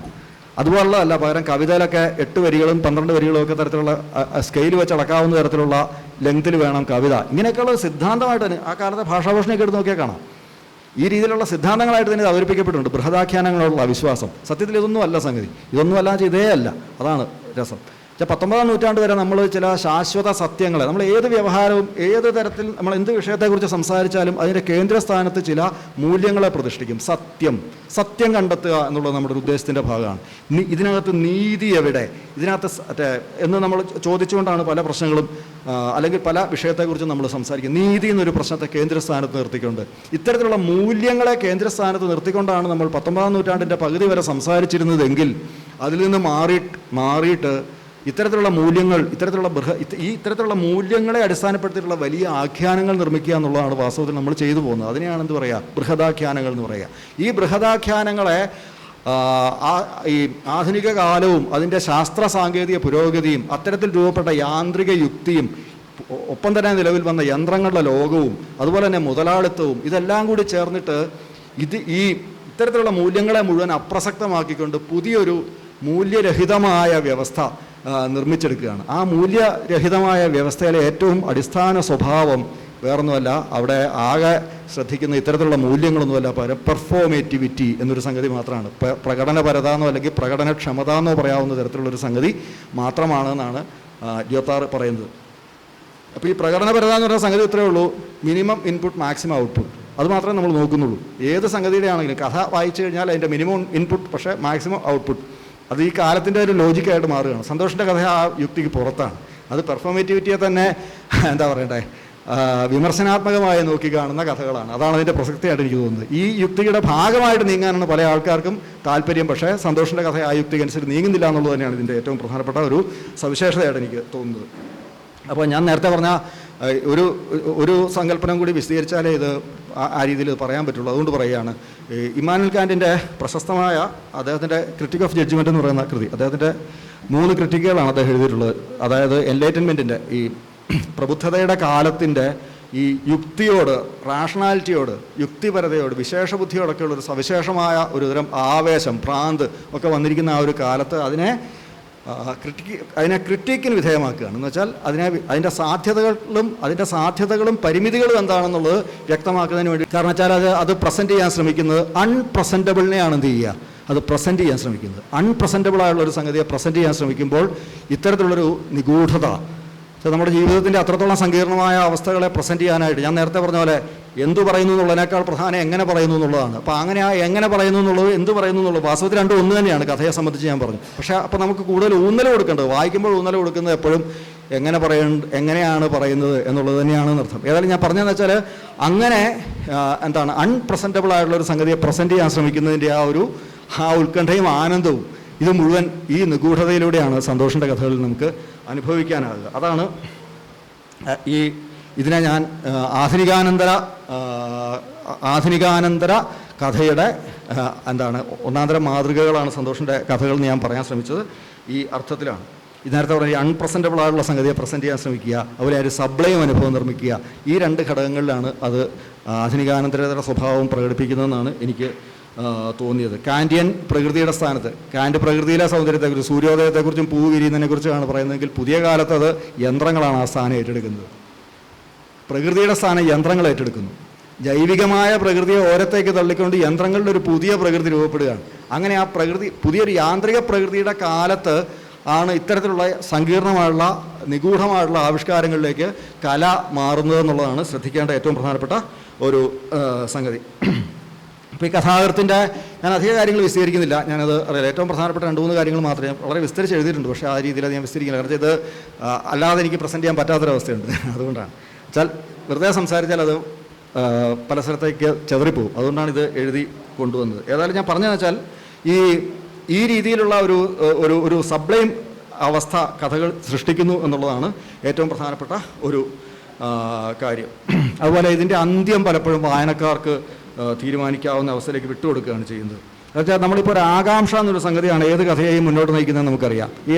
ഏത് കഥയിലെ ഒരു വാചകം കഴിഞ്ഞാൽ അടുത്ത ഒരു ചോദ്യത്തെ അഡ്രസ്സ് ചെയ്യുന്നുണ്ട്. എന്നിട്ടോ എന്നൊരു ചോദ്യത്തെ, ഈ എന്നിട്ടോ എന്നുള്ള ചോദ്യത്തെ അഡ്രസ്സ് ചെയ്തുകൊണ്ടാണ് അടുത്തൊരു വരി പ്രത്യക്ഷപ്പെടുന്നത്. അത് കഴിഞ്ഞാൽ വീണ്ടും നമ്മൾ ചോദിക്കുകയാണ്, കഥയുടെ അവസാനം വരെ എന്നിട്ടോ എന്ന് ചോദിക്കുകയാണ്. ഈ സന്തോഷിൻ്റെ കഥകളിൽ കഥ തീർന്നാലും നമ്മൾ ഈ ചോദ്യം സ്വയം ചോദിക്കേണ്ടി വരും. എന്നിട്ടോ, അല്ലെങ്കിൽ പിന്നീട് എന്താണ്, അല്ലെങ്കിൽ ഇതെന്താണ് എന്നറിയാനുള്ള അല്ലെങ്കിൽ ആ തീരുമാനിക്കാനുള്ള ഒരു സംഗതി നമുക്ക് വിട്ടുതരികയാണ്. അതായത് വളരെ സാധാരണമായിട്ടാണ് ഏത് കഥയും തുടങ്ങുക. വളരെ സാധാരണമായിട്ട് തുടങ്ങുന്നു. പിന്നീട് അതിനകത്ത് കുരുക്കിങ്ങനെ മുറുകി വന്നിട്ട് നമ്മുടെ ബോർഹസിൻ്റെ ലാബിറിന്തുകൾ പോലെ ബോർഹസ് സൃഷ്ടിക്കുന്ന കുരുക്ക് വഴികളുണ്ടല്ലോ. ഇത്തരത്തിലുള്ള കുരുക്ക് വഴികളിലൊക്കെ ഗാർഡൻ ഓഫ് വർക്കിംഗ് പാസ് ഒക്കെ പറയുന്ന പോലെ, അല്ലെങ്കിൽ മറ്റേ പിയറി മൊണാർഡ് പോലെയുള്ള അദ്ദേഹത്തിന്, അല്ലെങ്കിൽ മറ്റേ ബാബേൽ ലൈബ്രറിയെക്കുറിച്ച് പറയുന്ന ആ ഒരു ഞാൻ പറഞ്ഞ ഇത്തരത്തിലുള്ള കഥകളിലൊക്കെ കാണുന്ന ആ ഒരു ലാബിറിന്ത് നിഗൂഢ ലോകമായിട്ട് ഇതിങ്ങനെ വികസിച്ച് വരികയും ആ അവസാനം അതിൻ്റെ അന്ത്യം പോലും തീരുമാനിക്കാൻ പറ്റാത്ത തരത്തിലൊരു നിഗൂഢത അവശേഷിപ്പിച്ചുകൊണ്ട് ആ തീരുമാനിക്കാൻ പറ്റാന്ന് വെച്ചാൽ അത് പുതിയൊരു വായനയ്ക്ക് വിട്ടു തന്നുകൊണ്ട് അവസാനിപ്പിക്കുക എന്നുള്ള രീതിയിലേക്ക്, അതായത് കഥയുടെ ആരംഭത്തിൻ്റെ ആ ലാളിത്യത്തിൻ്റെ മറുപുറം എന്ന് തോന്നിക്കാവുന്ന തരത്തിലുള്ളൊരു നിഗൂഢതയാണ് മറുവശത്ത്. ഇതിനിടയ്ക്ക് ഉണ്ടായി വരുന്ന ഈ ഒരു ലാബിറിന്തുകളുടെ ഒരു ഭ്രമാത്മക ലോകമാണ് വാസ്തവത്തിൽ സന്തോഷിൻ്റെ കഥകളിലെ പൊതുവായിട്ട് കാണുന്നൊരു ഘടകം എന്ന് തോന്നുകയാണ്. മിക്കവാറും എല്ലാ കഥകളിലും ഈ ഒരു രീതിയുണ്ട്. ഇപ്പോൾ സിൽക്ക് സ്മിതയും ബാലൻ കെ നായരും എന്ന പൊതുവായ തലക്കെട്ടുള്ള 2 കഥകളിൽ ഞാൻ നേരത്തെ പറഞ്ഞാൽ അത് ഏത് കഥയാണ് മികച്ചതെന്ന് തീരുമാനിക്കാനുള്ള അവകാശം നമുക്ക് വിട്ടുതരികയാണ്. നേരിട്ട് അങ്ങനെ ഒരു ഇടപെടലില്ലെങ്കിൽ പോലും മിക്ക കഥകളിലും അതുണ്ട് എന്നുള്ളത് നമ്മൾ കഥ വായിക്കുമ്പോൾ മനസ്സിലാവും. അതുപോലെ ഈ കഥയുടെ ലോകത്തെക്കുറിച്ച് കൂടി സൂചിപ്പിച്ചുകൊണ്ട് ഞാനിത് നിർത്താം. ഈ കഥകളിൽ വരുന്ന ലോകത്തിൽ ഞാൻ നേരത്തെ പറഞ്ഞൊരു സംഗതിയുണ്ടല്ലോ, പെർഫോമേറ്റിവിറ്റി എന്ന് പറയുന്ന സംഗതി, പ്രകടനപരത അല്ലെങ്കിൽ പ്രകടനം എന്ന് പറയുന്നൊരു ഘടകം. ഈ പ്രകടനത്തെ എങ്ങനെയാണ് നമുക്ക് കാണേണ്ടത് എന്നുള്ളതിനും സിദ്ധാന്തത്തെ ആശ്രയിക്കേണ്ടി വരും. അതുകൊണ്ട് അതൊന്ന് പറയുകയാണ്, കാരണം അത് ഒന്ന് സൂചിപ്പിക്കുകയാണ്. 1950കളിലാണ് പെർഫോമൻസ് എന്നുള്ളൊരു ഘടകത്തിൻ്റെ ഒരു പ്രാധാന്യം പല ചിന്തകരും തിരിച്ചറിഞ്ഞു തുടങ്ങുന്നത്. അതായത് നമ്മുടെ ഈ ക്രിട്ടിക്കൽ തിയറി എന്നറിയപ്പെടുന്ന ഫ്രാങ്ക്ഫർട്ട് സ്കൂളിൻ്റെ സൈദ്ധാന്തികരിൽ ഒരാളായിട്ടുള്ള ഹെർബർട്ട് മാർക്യൂസ്, അദ്ദേഹം പറയുന്നുണ്ട്, വ്യവസായാനന്തര സമൂഹം, പോസ്റ്റ് ഇൻഡസ്ട്രിയൽ സൊസൈറ്റി, അതായത് സമകാലിക സമൂഹം ഭരിക്കപ്പെടുന്നത് പ്രകടനത്തിൻ്റെ യുക്തിയിലാണ്. ലിയോത്താർഡ് നേരത്തെ പറഞ്ഞത് നമ്മൾ കണ്ടു കഴിഞ്ഞു. ഹെർബർട്ട് മാർക്യൂസും അതിൻ്റെ നേരെ ഓപ്പോസിറ്റ് നിൽക്കുന്ന ഹെർബർട്ട് മാർക്യൂസും പറയുന്നത് ഇതേ സംഗതി തന്നെയാണ്. ഇക്കാര്യത്തിൽ പറയുന്നത് ഇതേ സംഗതി തന്നെയാണ്. കാരണം ഇത്തരത്തിലുള്ള ഒരു പ്രകടനത്തിൻ്റെ യുക്തിയിലേക്ക് നമ്മൾ ചെന്നുപെടുകയാണ്. അതിൻ്റെ അടിസ്ഥാന സ്വഭാവം എന്താണെന്നുള്ളത്, പെർഫോമേറ്റിവിറ്റി എന്താണെന്ന് ഞാൻ നേരത്തെ പറഞ്ഞത്, പ്രകടനപരതയാണ്, പ്രകടനക്ഷമതയാണ്. ഇതിനെ ഫെമിനിസ്റ്റ് സിദ്ധാന്തത്തിൽ ഉപയോഗിക്കുന്നുണ്ട്, ഈ പ്രകടനപരത എന്നുള്ളൊരു സംഗതിയെ. പ്രത്യേകിച്ച് ജൂഡിത്ത് ബട്ട്ലർ പറയുന്നൊരു പ്രധാനപ്പെട്ട സംഗതിയുണ്ട്. ഒരു സ്ത്രീ ജനിക്കുമ്പോൾ സ്ത്രീയായല്ല ജനിക്കുന്നത്. നമുക്കറിയാമല്ലോ, ഒരാൾ ജനിക്കുന്നത് സ്ത്രീയായിട്ടല്ല, സ്ത്രീ ആയിത്തീരുകയാണ് ചെയ്യുന്നതെന്ന് പറയുന്നത് വളരെ പ്രശസ്തമായിട്ടുള്ള വാചകം, സിമോൺ ദ ബുവയുടെ വളരെ പ്രശസ്തമായിട്ടുള്ള വാചകം. അതിനെ ഓർമ്മിപ്പിക്കുന്ന തരത്തിലാണ് പിൽക്കാലത്ത് ജൂഡിത്ത് ബട്ട്ലർ അതിനെ വ്യാഖ്യാനിക്കുന്നത്. ജെൻഡർ ട്രബിൾ എന്ന് പറയുന്ന പുസ്തകത്തിൽ അവർ പറയുന്നത് ഒരു സ്ത്രീ ആകുന്നത് എങ്ങനെയാണ്, ഓരോ സന്ദർഭത്തിലും you are A girl, you are A girl, you are A girl, നീ ഒരു സ്ത്രീയാണ്, നീ ഒരു പെണ്ണാണ്, നീ ഒരു പെണ്ണാണെന്ന് സമൂഹം അല്ലെങ്കിൽ സാഹചര്യങ്ങൾ അവളോട് ഇങ്ങനെ പറഞ്ഞുകൊണ്ടിരിക്കുകയാണ്. അങ്ങനെയാണ് അവൾ പെണ്ണായിത്തീരുന്നത്. അവളുടെ ഒരു പെർഫോമേറ്റിവിറ്റിയാണ്. അവൾ സ്ത്രീയായിട്ട് പിന്നെ ഒരു പ്രകടനം നടത്തുകയാണ്. ഇങ്ങനെ ഈ സമൂഹത്തിൽ ഓരോരുത്തരും ചെയ്യുന്ന ഓരോ മനുഷ്യരും ചെയ്യുന്ന അത്തരത്തിലുള്ള പ്രകടനങ്ങളിൽ ഏർപ്പെടുകയാണ്. നമ്മൾ നേരത്തെ പ്രകടനത്തെ കല എന്നുള്ള നിലയ്ക്ക് വേർതിരിച്ച് പറഞ്ഞിരുന്നെങ്കിൽ വേദിയിൽ നടക്കുന്നത് പ്രകടനം, തുള്ളൽ അല്ലെങ്കിൽ കഥകളി അല്ലെങ്കിൽ കഥാപ്രസംഗം അല്ലെങ്കിൽ നാടകം, ഇങ്ങനെ വേദിയിൽ നടക്കുന്ന പ്രകടനവും നമ്മളുടെ നിത്യജീവിതവുമായിരുന്നുവെങ്കിൽ ഇന്നത് മാറി. നിത്യജീവിതത്തിൽ തന്നെ ഇടപെടുന്ന ഒരു സംഗതിയായിട്ട് പ്രകടനം മാറിക്കഴിഞ്ഞു. പ്രത്യേകിച്ച് സർവേലൻസ് ക്യാമറകളുടെയൊക്കെ ഒരു സാഹചര്യത്തിൽ ഓരോ മനുഷ്യനും ഏത് സമയത്തും ഒരു പ്രകടനത്തിൽ ഏർപ്പെട്ടുകൊണ്ടിരിക്കുകയാണ്. ഇതല്ലെങ്കിൽ പോലും ദൈനംദിന ജീവിതത്തിൽ നമ്മളെ പ്രസൻറ്റ് ചെയ്യുന്നത്, നമ്മളെ സ്വയം പ്രസൻറ്റ് ചെയ്യുന്നതിനകത്ത് ഈ തരത്തിലുള്ളൊരു പ്രകടനപരത അല്ലെങ്കിൽ ആ പ്രകടന സ്വഭാവമുണ്ട്. ഇപ്പോൾ അതിനെക്കുറിച്ച് ഇപ്പോൾ Erwin Gofman the presentation of self in everyday life എന്ന് പറയുന്ന അദ്ദേഹത്തിൻ്റെ പ്രസിദ്ധമായിട്ടുള്ള പുസ്തകം. നമ്മൾ നമ്മുടെ സെൽഫിനെ തന്നെ എന്ത് ചെയ്യുകയാണ്, എവരിഡേ ലൈഫിൽ നമ്മൾ ദൈനംദിന ജീവിതത്തിൽ നമ്മൾ ഇങ്ങനെ പ്രസൻറ്റ് ചെയ്തുകൊണ്ടിരിക്കുകയാണ്. ബാഹ്യമായ പ്രസൻറ്റേഷനുണ്ട്, സംസാരത്തിലൂടെയുള്ള പ്രസൻറ്റേഷനുണ്ട്. അതിനെക്കുറിച്ച് ജെ.എൽ. ഓസ്റ്റിൻ പറയുന്നതാണ്. ജെ.എൽ. ഓസ്റ്റിൻ ഇതേപോലെ തന്നെ ഈ പ്രകടന സിദ്ധാന്തത്തെ സംബന്ധിച്ച് പ്രധാനപ്പെട്ട സൈദ്ധാന്തികനാണ്. അദ്ദേഹം പറയുന്ന ഒരു കാര്യം എന്ന് വെച്ചാൽ നമ്മുടെ സ്പീച്ച് തന്നെ എന്തായിട്ട് മാറുകയാണ്, ഒരു ആക്റ്റായിട്ട് മാറുകയാണ്. ഒരു പ്രവൃത്തി ചെയ്യുന്നത് വേറെ, സംസാരിക്കുന്നത് വേറെ എന്നുള്ളത് വിടുന്നു. ഞാൻ മന്ത്രിയായി സത്യപ്രതിജ്ഞ ചെയ്യുന്നു എന്ന് പറഞ്ഞാൽ ആ സ്പീച്ച് തന്നെ എന്താണ്, ഒരു ആക്റ്റാണ്. അതോടുകൂടി അയാൾ മന്ത്രിയാവുകയാണ്. ആ ഓത്ത് എന്ന് പറയുന്ന സംഗതി തന്നെ ഒരു ആക്റ്റായിട്ട് മാറുകയാണ്. ഈ രീതിയിലുള്ളൊരു വലിയ വ്യത്യാസം ഈ പറഞ്ഞ കാലത്ത് സംഭവിക്കുന്നുണ്ട്. ഈ പറഞ്ഞ കാലത്തല്ല, ഈ ഭാഷ ആ രീതിയിലൊക്കെ ഇതിനെ തിരിച്ചറിയുന്നുള്ളതാണ് ശ്രദ്ധിക്കേണ്ടത്. ഞാനത് പെട്ടെന്ന് സൂചിപ്പിക്കാൻ കാര്യം എന്ന് വെച്ചാൽ പിന്നീട് അപ്പോൾ അങ്ങനെ ഉള്ള പ്രകടനങ്ങളാണ് ഈ നിത്യജീവിത അവസ്ഥകളെങ്കിൽ മനുഷ്യരായിട്ട് മാറുന്നു, ആക്ടേഴ്സായിട്ട് മാറുന്നു. അത്തരത്തിലുള്ള നിരവധി ആക്ടേഴ്സായിട്ടാണ് നമ്മൾ ഓരോരുത്തരും പ്രവർത്തിക്കുന്നത് എന്ന് പറയുകയാണ്. ആക്ടേഴ്സ് മാത്രമല്ല, കോവിഡ് വന്നതോടുകൂടി അല്ലെങ്കിൽ കോവിഡൊക്കെ വന്നതോടുകൂടി നോൺ ഹ്യൂമൻ ആക്ടേഴ്സിനെ കുറിച്ചും കൂടെ നമുക്കൊരു ധാരണ ഉണ്ടാകുകയാണ്. അതായത് മനുഷ്യർ മാത്രമല്ല, തിര്യക്കുകളും അതേപോലെ തന്നെ അചേതനങ്ങളും കൂടി ഭാഗമാകുന്ന ഒരു ആക്ടിങ് നെറ്റ്വർക്ക് അല്ലേ, ഒരു ആക്ടേഴ്സ് നെറ്റ്വർക്ക് രൂപപ്പെടുകയാണ്.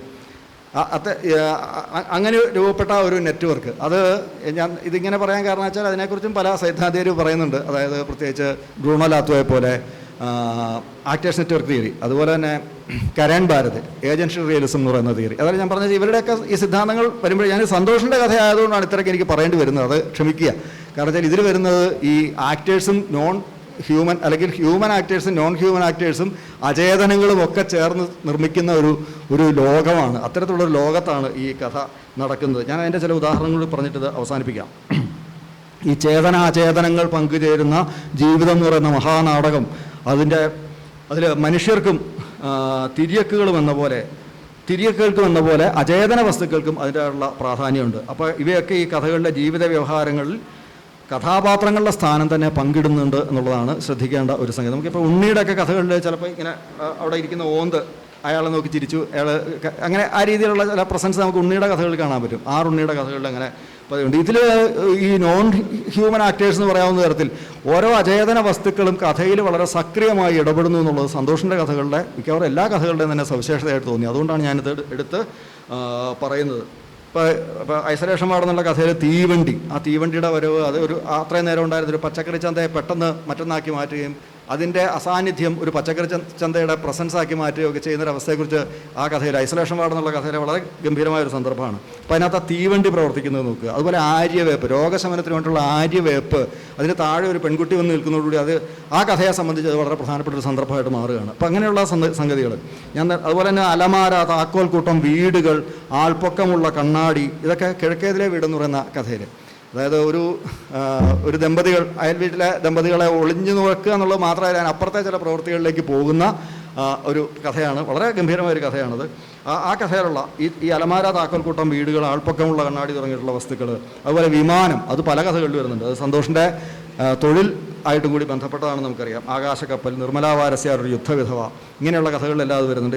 ഇപ്പോൾ ഇവയെല്ലാം ഇവയെല്ലാം കണ്ണുചേരുന്ന പ്രകടനങ്ങളാണ് വാസ്തവത്തിൽ സന്തോഷിൻ്റെ കഥകൾ. ഇത്തരത്തിലുള്ള പ്രകടനങ്ങളായിട്ട് തന്നെയാണ് അവ കഥകളിൽ വരുന്നത്. അതിൻ്റെ ഒരു ചില ഉദാഹരണങ്ങളോട് പറയാം. യന്ത്രങ്ങളെ മനുഷ്യരെ പോലെ തന്നെ പരിഗണിക്കുക എന്നത് ഈ കഥകളിൽ ആവർത്തിക്കുന്ന ഒരു സംഗതിയാണ്. ആയുസ്സെത്തി സ്വച്ഛന്ത മരണം പോകുന്നവയെ തിരിച്ചു വിളിക്കരുത്, അവ യന്ത്രങ്ങളാണെങ്കിലും. ആമ്പക്കാടൻ കപ്പ കൃഷിക്ക് ഒരു മാർഗരേഖ എന്ന് പറയുന്ന കഥയിലെ വരികയാണ്. അതുപോലെ മര്യാദയ്ക്ക് പ്രവർത്തിക്കാൻ യന്ത്രങ്ങൾക്കും വേണം ഇടയ്ക്ക് ഒരു മേടും കിഴുക്കുമൊക്കെ. അതുപോലെ വേറൊരു വരി, ഒരു യന്ത്രം അതിൻ്റെ പരിചാരകനോട് മാത്രം വെളിപ്പെടുത്തുന്ന ചില രഹസ്യങ്ങളുണ്ട്, അത് എല്ലാവരുമായി പങ്കുവയ്ക്കാനുള്ളതല്ല. അത് ആകാശക്കപ്പൽ എന്നുള്ള കഥയിലാണ് ഈ വരികൾ. അതുപോലെ നിർമ്മലാ വാരസ്യ എന്നുള്ള കഥയിൽ എല്ലാ പരിശോധനകളിലും ആരോഗ്യവാനെന്ന് തെളിഞ്ഞ എന്നാൽ പൗരുഷം മാത്രം നഷ്ടപ്പെട്ട ഒരു വൃദ്ധനാണ് തൻ്റെ വിമാനമെന്ന് പവിത്രൻ വൈദ്യർക്ക് തോന്നി.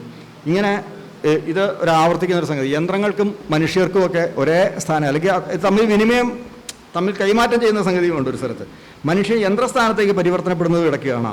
യന്ത്രത്തിന് ഒരിക്കലും മനുഷ്യനാവാൻ കഴിയില്ലായിരിക്കാം, പക്ഷേ മനുഷ്യന് തീർച്ചയായും യന്ത്രമാകാൻ കഴിയും എന്ന് ആകാശക്കപ്പൽ എന്നുള്ള കഥയിൽ പറയുന്നു. അപ്പോൾ സന്തോഷിൻ്റെ കഥകളിൽ ഇത്തരം ഇടപെടലുകളും അതുപോലെ പരസ്പര വിനിമയങ്ങളും അധ്യാസം എന്നുള്ള ഇന്ത്യൻ ഫിലോസഫിയിൽ ഒരു കോൺസെപ്റ്റാണ്. അതിലില്ലാത്ത വസ്തു അതിൽ നമ്മൾ ആരോപിക്കുക എന്ന് പറയുന്ന സംഗതിക്കാണ് അധ്യാസം എന്ന് പറയുക. കഥാപാത്രങ്ങളുടെ പ്രവൃത്തികളും പരസ്പര വിനിമയങ്ങളും ഇവയൊക്കെ അതിനകത്ത് ഇൻ്ററാക്ഷൻ എന്ന് പറയുന്ന ഒരു തരത്തിലാണ് നിൽക്കുന്നത്. പരസ്പര വിനിമയങ്ങൾ, കഥാപാത്രങ്ങളും ഞാൻ നേരത്തെ പറഞ്ഞ സചേതനങ്ങളും അചേതനങ്ങളും, അതിൽ തന്നെ മനുഷ്യരും തിര്യക്കുകൾ എന്നുള്ള വാക്കൊക്കെ ഇതിനകത്ത് കൃത്യമായിട്ടുള്ള സാങ്കേതിക അർത്ഥത്തിലാണ് പറഞ്ഞത് ഞാൻ കേട്ടോ. എന്നുവെച്ചാൽ തിര്യക്ക് എന്ന് പറയുമ്പോഴേക്കും വിശേഷബുദ്ധി ഇല്ലാത്ത ജന്തുക്കളെയാണ്. ഉണ്ടെങ്കിലും വിശേഷബുദ്ധി ഇല്ല. വിശേഷബുദ്ധി മനുഷ്യർ മാത്രമേ ഉള്ളൂ. അപ്പോൾ മനുഷ്യരെ ഒഴിച്ചുള്ള മറ്റു ജീവികളെയാണ് തിര്യക്കുകൾ എന്ന് പറയുക. അതും ഈ പറഞ്ഞ ഇന്ത്യൻ ഭാഷാ സന്ദർഭത്തിൽ നിന്നെടുത്ത വാക്കാണ്. ഏതായാലും ഞാൻ പറഞ്ഞത്, അപ്പോൾ ഈ ഇത്തരത്തിലുള്ള ഇൻ്ററാക്ഷൻസ് ഉണ്ട്. അതുപോലെ കഥാപാത്രങ്ങളുടെ മനോനിലകൾ, തോന്നലുകൾ, നിരീക്ഷണങ്ങൾ, ഇത് ഇൻ്ററാക്ഷനല്ല, ഇൻട്രാ ആക്ഷനാണ്. ഉള്ളിൽ തന്നെ നടക്കുന്ന മറ്റൊരു തരത്തിലുള്ള ആക്ഷനാണ്. ഇൻ്ററാക്ഷൻസും ഉണ്ട്, ഇൻട്രാ ആക്ഷൻസും ഉണ്ട്. ഞാൻ പറയുന്നതും ഇതിനും ഒരു സൈദ്ധാന്തികമായ പശ്ചാത്തലമുണ്ട്. കരൺ ഭാരത് എന്ന് പറയുന്ന സൈദ്ധാന്തികയുടെ ഏജൻഷ്യൽ റിയലിസം എന്ന് പറയുന്നത് അവർ ഇൻട്രാ ആക്ഷൻസിനാണ് പ്രാധാന്യം കൊടുക്കുന്നത്. ഇങ്ങനെ ഇത് ഞാൻ പറഞ്ഞ അടുത്ത കാലത്ത് ഇതിൻ്റെ ഈ പഠനങ്ങളിലൊരു വലിയ സമൃദ്ധി നടന്നിട്ടുണ്ട്. അപ്പോൾ ഞാൻ അതുപോലുള്ള കാര്യങ്ങളോട് ശ്രദ്ധിക്കാറുള്ള ഒരാളായതുകൊണ്ടാണ് ഈ ഇത്തരത്തിലുള്ള കാര്യങ്ങൾ പറയുന്നത്. കഥാചർച്ചയിൽ സാധാരണ ഇങ്ങനെയുള്ള കാര്യങ്ങൾ അധികം പറയേണ്ട കാര്യമില്ലെന്ന് എനിക്കറിയാം. എങ്കിലും എനിക്ക് ചില ദുരാഗ്രഹങ്ങളുണ്ട്. കാരണം ഈ ഈസെറ്റിക്സ് പോലുള്ള വിഷയമൊന്നും മലയാളത്തിൽ ചർച്ച ചെയ്യപ്പെടുന്നില്ല. ആകെ എന്തോ എനിക്കറിയില്ല സൃഷ്ടിച്ച് വെച്ചിരിക്കുന്ന ലോകം എന്താണ്. അതുകൊണ്ട് തന്നെ പെട്ടെന്ന് മടുക്കുകയാണ്, എല്ലാത്തിനും പെട്ടെന്ന് മടുപ്പ് തോന്നുകയാണ്. കാരണം ഒന്നൊരു എന്താ പറയേണ്ടത്, ഒരു ഏറ്റവും സൂപ്പർഫോസ് ആയിട്ടുള്ളൊരു തലത്തിൽ മാത്രം നിൽക്കുന്ന പോലെ ഒരവസ്ഥയാണ് നമുക്ക് പലപ്പോഴും തോന്നാറുള്ളത്. ഇത് എനിക്ക് പറയുന്നതിന് യാതൊരു മടിയില്ല. ഞാൻ എല്ലാമായിട്ടും ഡിറ്റാച്ച്ഡാണ്. അതുകൊണ്ട് ഞാൻ പറഞ്ഞു വെച്ചാൽ ഇപ്പോൾ പണ്ട് ഈ കഥാപാത്രങ്ങളുടെ നിഗൂഢമായ കാമന വിനിമയങ്ങൾ അത് എന്താണ് ഈ സന്തോഷിൻ്റെ കഥകളിൽ ആവർത്തിക്കുന്ന ഒരു സംഗതിയാണ്. നമുക്കിപ്പോൾ അറിയാം, പണ്ട് കവിതകളിലെ മികച്ച കവിതകളുടെ ഒരു സ്വഭാവമായിരുന്നു അത്. പ്രത്യേകിച്ച് ഇപ്പോൾ കുമാരനാശാൻ്റെ ഗരിസപ്പ അരുവി എന്ന് പറയുന്ന കവിത, അല്ലെങ്കിൽ ഇടശ്ശേരിയുടെ ഒരു ഗന്ധർവൻ പാടുന്നു. കഥകളുടെ ഉദാഹരണം പ്രസന്നകുമാറിൻ്റെ അവതാരികത്തന്നെ ധാരാളം പറഞ്ഞിട്ടുണ്ട്. അപ്പോൾ ഞാൻ പറഞ്ഞു വെച്ചാൽ ഇത്തരത്തിലുള്ള സംഗതികൾ, അത് ഈ നിഗൂഢമായ കാമനാ വിനിമയങ്ങൾ, അത് സന്തോഷ് കുമാറിൻ്റെ കവിതകളിൽ ആവർത്തിക്കുന്ന ഒരു സംഗതിയാണ്. അത് പലപ്പോഴും ഈ ഒരു കൗതുകം പറയുകയാണെങ്കിൽ, ഒരു ദമ്പതികൾ മറുവശത്ത് ഇതേപോലെ അപരം എന്നുള്ള നിലയ്ക്ക് വേറെ ഒരു സ്ത്രീ പുരുഷന്മാരുണ്ടാവുക, അങ്ങനെയുള്ളൊരു സംഗതിയുണ്ട്. അത് കിഴക്കേതിലെ വീട് എന്ന് പറയുന്ന കഥയിൽ കഥാപാത്രങ്ങൾ, അവരുടെ ഇണകൾ, അവർ തമ്മിലുള്ള ബന്ധത്തിൻ്റെ സങ്കീർണതകൾ ഒരു വശത്ത്, അതിനപ്പുറം അപരങ്ങളിലേക്ക് നീളുന്ന ഒളിനോട്ടത്തിനപ്പുറം അത് അപരജീവിതങ്ങളിൽ ഇടപെടുക എന്ന് പറയുന്ന, അല്ലെങ്കിൽ അപരജീവിതം തങ്ങളിൽ ഇടപെടുക എന്നൊരു സംഗതി. ഇത് രണ്ടും സന്തോഷിൻ്റെ കഥയിൽ സംഭവിക്കുന്നുണ്ട്. കിഴക്കേതിലെ വീട് എന്ന് പറയുന്ന കഥ, അതിൽ ഈ മന്മഥൻ ലതിക ഒരു ദമ്പതികളാണ്. ഔസേപ്പ് മാപ്പിളയുടെയും കത്രീന ചേട്ടത്തിയുടെയും വീട്ടിൽ, അത് പിന്നെ അദൃശ്യമായ ഒരു ദമ്പതിയാണ്. അവരുടെ വീട്ടിൽ വാടകയ്ക്ക് താമസിക്കുന്ന ദത്തൻ അനുശ്രീ എന്ന് പറയുന്ന വേറെ രണ്ട് ദമ്പതികൾ. ഈ സംഗതി വെച്ചിട്ട് അവിടെ ഞാൻ നേരത്തെ പറഞ്ഞ അചേതന വസ്തുക്കൾ, ഈ നിലക്കണ്ണാടി ഉൾപ്പെടെയുള്ള, കട്ടിലുൾപ്പെടെയുള്ള, വീട് ഉൾപ്പെടെയുള്ള വസ്തുക്കൾ തിരിച്ചും മറിച്ചുമുള്ള നോട്ടങ്ങൾക്കൊക്കെ വിധേയമാകുന്ന വളരെ ഗംഭീരമായുള്ള സന്ദർഭങ്ങൾ ആ കഥയിലുണ്ട്. അതുപോലെ തന്നെ അതായത് മറ്റേ ആളുടെ വീട്ടിൽ നിന്നിട്ട് സ്വന്തം വീടിനെ കാണുക, അങ്ങനെയൊക്കെയുള്ള സംഗതികളിലേക്ക് വരെ അത് പോകുന്നുണ്ട്. അപ്പോൾ ഞാൻ പറഞ്ഞു വെച്ചാൽ പിന്നെ അതുപോലെ തന്നെ കാന്താരിക്കടവ് എന്ന് പറയുന്ന കഥ, അതിൽ സഹദേവൻ എന്ന് പറയുന്ന കഥാപാത്രം ഇന്ദു എന്ന് പറയുന്ന ഭാര്യ, അല്ലെങ്കിൽ വിവാഹമോചനം നേടിയ ആളാണ്, എന്നാലും ഇന്ദു എന്നാണ് ഭാര്യയുടെ പേര്. മറുവശത്ത് നമുക്ക് കാണാൻ പറ്റുന്നത് സെലീന അറാക്കൻ എന്ന ആ ഒരു ദ്വന്ദ്വത്തെയാണ്. ഇതിനകത്ത് ഈ അറാക്കൻ എന്ന് പറയുന്ന ആൾ ചെറുപ്പത്തിൽ തന്നെ ഈ സഹദേവൻ്റെ ജീവിതത്തിൽ ഇടപെടുക എന്നൊരു സംഗതി ചെയ്യുന്നുണ്ട്. ഞാൻ പറഞ്ഞു, ഇങ്ങനെ വളരെ ഇത്തരത്തിലുള്ള ബന്ധങ്ങൾ സൃഷ്ടിച്ചെടുക്കുക എന്നുള്ളത് സന്തോഷിൻ്റെ കഥകളിലെ ഒരു പൊതു സ്വഭാവമാണ്. കവിത എന്ന് വിളിച്ചാലും തെറ്റൊന്നുമില്ല. അതുപോലെ നിർമ്മല വാരസ്യാർ ഒരു യുദ്ധവിധവ എന്നുള്ള ഇതിൽ അതിൽ വിഭാര്യനായ പവിത്രൻ വൈദ്യരുണ്ട്, വിധവയായ നിർമ്മല വാരസ്യാരുണ്ട്. ഇവരുടെ ഈ പേരുകളൊക്കെ മനഃപൂർവ്വം ഇട്ടതാണെന്ന് നമുക്ക് തോന്നുന്നു. ഇതിനെല്ലാം ധ്വനി ഉണ്ടെന്ന് തോന്നുന്നു. കാരണം വെച്ചാൽ പവിത്രൻ, നിർമ്മല, മറ്റേ ഈ ഒളിനോട്ടക്കാരനായ മറ്റേ ഒരു കഥാപാത്രം മന്മഥനാണ്. എപ്പോഴും സ്വയം ഇങ്ങനെ വിചാരിച്ചിരിക്കുന്നത് ധ്യാനമൂർത്തി എന്നുള്ള മനുഷ്യനാണ്. ഇങ്ങനെ ഈ പേരുകൾ ഇട്ടിരിക്കാത്ത ആ ഒരു കൗതുകം ഉണ്ടെന്ന് തോന്നുന്നു ചില സമയത്തൊക്കെ. ചിന്തകൾക്ക് കൂടുതൽ, അല്ലെങ്കിൽ കൂടുതൽ വായനയ്ക്കൊക്കെ കൂടുതൽ ശ്രദ്ധിക്കുന്ന ആളാണ് ധ്യാനമൂർത്തി. അതായത് ഞാൻ പറഞ്ഞ വെച്ചാൽ ഇവരുടെ മരിച്ചുപോയ ഇണകളും ജീവിതത്തിൽ ഇടപെടുകയാണ്. വൈദ്യരും വാരസ്യാരും തമ്മിലുള്ള നിഗൂഢ വിനിമയങ്ങളുടെ ലോകമായി വികസിക്കുന്ന മറ്റൊരു സംഗതി, അത് കഥയുടെ ഒരു മെയിൻ ഭാഗമായിട്ട് അതും പ്രവർത്തിക്കുന്നു എന്നർത്ഥം. അതുപോലെ ഈ സിൽക്ക് സ്മിതയും ബാലങ്കൻ നായർ എന്നുള്ള കഥയിൽ അപരസ്ഥാനത്ത് വരുന്നത് നേരത്തെ പറഞ്ഞ തിര്യക്കുകളാണ്. തങ്കം ഫിലിപ്പിൻ്റെയും ആനന്ദൻ്റെയും ഇടയിലേക്ക് വരുന്ന ഇണപ്രാവുകൾ, അതേപോലെ തന്നെ ശ്രീരാമൻ്റെയും ലളിതയുടെയും ജീവിതത്തിൽ ഇടകലരുന്ന ദാമുപ്പണിക്കൻ്റെ ബാലങ്കൻ നായർ എന്ന് പറയുന്ന പൂച്ചയും, അതുപോലെ സിൽക്ക് സ്മിത എന്ന പേരുള്ള, അല്ലെങ്കിൽ സിൽക്ക് സ്മിത എന്ന കഥയുടെ ആ സന്ദർഭത്തിൽ പേര് ഇട്ട് വിളിക്കുന്ന പച്ചത്തവളയും. ഇങ്ങനെ അവിടെ തിര്യക്കുകൾ തന്നെ ഈ പറഞ്ഞ അപര ദ്വന്ദ്വം, അല്ലെങ്കിൽ അപര ഇണകളുടെ ദ്വന്ദ്വമായിട്ടത് അത് പ്രവർത്തിക്കുന്നുണ്ടെന്ന ദിവസം.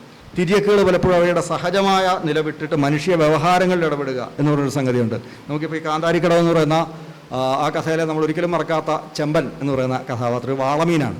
ആ വാളമീൻ തുടക്കം മുതൽ തീരുന്നവരെ ഈ മനുഷ്യ വ്യവഹാരങ്ങൾ നിരന്തരം ഇടപെട്ടുകൊണ്ടാണ് അത് നിൽക്കുന്നത്. അതുപോലെ പ്രിൻസ് എന്ന നായ, കിഴക്കേതിലെ വീട് എന്ന് പറയുന്ന കഥയിൽ. അതുപോലെ ഞാൻ നേരത്തെ പറഞ്ഞ സിൽക്ക് സ്മിതയും ബാലങ്കൻ നായരും അത് ഈ പറഞ്ഞ തരത്തിൽ ഈ തിര്യക്കുകൾ ഇടപെടുന്നതിൻ്റെ ഉദാഹരണമാണ്. ഇങ്ങനെ ഈ ജീവികൾ ചിലപ്പം വേണമെങ്കിൽ നമുക്ക് മനുഷ്യരുടെ ഈ നിഗൂഢ കാമനകളുടെ പ്രതിരൂപമാണെന്നൊക്കെ പെട്ടെന്ന് വ്യാഖ്യാനിച്ചേക്കാം. പക്ഷേ അത്തരത്തിലുള്ള കാമനകളല്ല, അല്ലെങ്കിൽ അതിനപ്പുറം കടന്നിട്ട് അവ സവിശേഷ വ്യക്തിത്വമുള്ള കഥാപാത്രങ്ങളായി തന്നെ മാറുന്നു എന്നുള്ളതാണ് സന്തോഷിൻ്റെ കഥകളിൽ കാണുന്നൊരു പ്രധാനപ്പെട്ട സവിശേഷത. മനുഷ്യരെ പോലെ തന്നെ പ്രധാനപ്പെട്ട സ്വന്തമായിട്ടുള്ള ഏജൻസിയുള്ള, സ്വന്തമായ കർത്തൃത്വമുള്ള കഥാപാത്രങ്ങളായി മനുഷ്യർ മാറുന്നു എന്നുള്ളതാണ്. ഈ തിര്യക്കുകൾ പോലും മാറുന്നു, അചേതനങ്ങൾ പോലും മാറുന്നു എന്നുള്ളതാണ് ഈ കഥകളിലെ ഏറ്റവും പ്രധാനപ്പെട്ട സവിശേഷതയായിട്ട് തോന്നുന്നത്. ഓരോ കഥയും പുതുമയുള്ളതാണ്, ഓരോ കഥയുടെ ആഖ്യാനം പുതുമയുള്ളതാണ്, അത് ഓരോന്നും ആകർഷകവുമാണ്. അങ്ങനെ ഒരു കഥയോട് പുലർത്തേണ്ട ഉത്തരവാദിത്വം എന്ന് സ്വയം തോന്നിയതുകൊണ്ട് സ്വന്തം വായന എന്നുള്ളതിനപ്പുറം ഇതിനെ വേറൊരു തരത്തിൽ അടയാളപ്പെടുത്താൻ പറ്റുമോ എന്നുള്ളൊരു ശ്രമം നടത്തി നോക്കുകയായിരുന്നു ഞാൻ. ആർക്കെങ്കിലും ബോറടിച്ചെങ്കിൽ ക്ഷമിക്കുക. എന്തായാലും ഇത്ര മനോഹരമായ, ഇത്ര സുന്ദരമായൊരു കഥാസമാഹാരത്തിൻ്റെ പ്രകാശനം അതിൽ പങ്കുചേരാൻ സാധിച്ചതിലുള്ള വലിയ സന്തോഷം പങ്കുവയ്ക്കുന്നു. ഞാൻ എൻ്റെ വാക്കുകൾ അവസാനിപ്പിക്കുന്നു.